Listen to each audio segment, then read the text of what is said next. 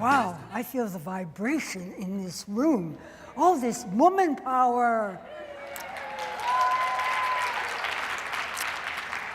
I am Eleanor. I have been called a trailblazer, a pioneer, a veteran. I think it's a polite way of saying clearly, this is a woman who was not born yesterday. It's a fact I can't deny since I have been a TV broadcast journalist for over half a century. As the only woman in a male-dominated profession, I was in the trenches, fought the wars, and I have the battle scars to prove it. There were many times when I had no choice but to reinvent myself. Oh, I guess I could have taken the safe, predictable way. I could have stuck it out in that first marriage. I could have maybe decided not to have any more children after losing my first child. But I had 2 more children, and I dealt with being a single parent when it wasn't very fashionable. I don't have enough time to tell you all the horror stories about what it was like being a woman back then. How many times I could have left my career when the sexual harassment, the gender bias, the discrimination sent me running to the ladies' room in tears, just hoping to gain enough composure so I could meet the big boy boss once again. I chronicled a lot of these horror stories in a book I wrote called Riding the Airwaves.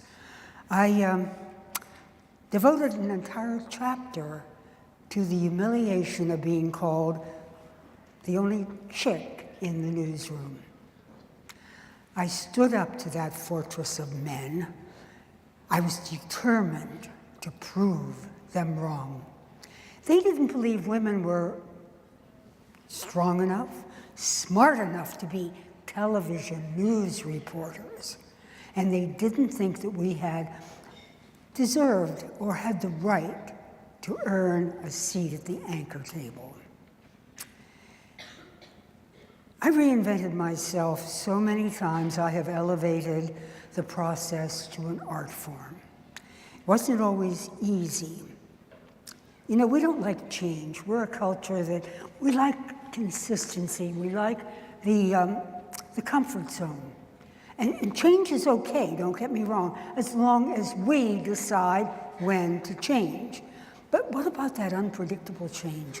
The obscure that just comes and hits you in the face, the partner who cheats, the company that decides to lay you off, the sudden illness, the economic crisis. What do we do then? It's kind of fight or flee, but if we flee, we just want to find our comfort zone again. We do not reinvent ourselves because we're dissatisfied with who we are. We reinvent ourselves because, oh, it's so satisfying to find out who we can become. No matter where you are in your life right now, you will reinvent yourself. And it will be exciting, and it will be a challenge. We're not there yet.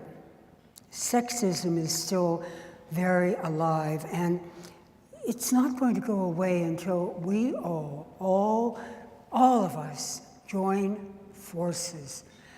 When we can encourage each other and empower each other, that's when we will have arrived at equality. I leave you with just one word.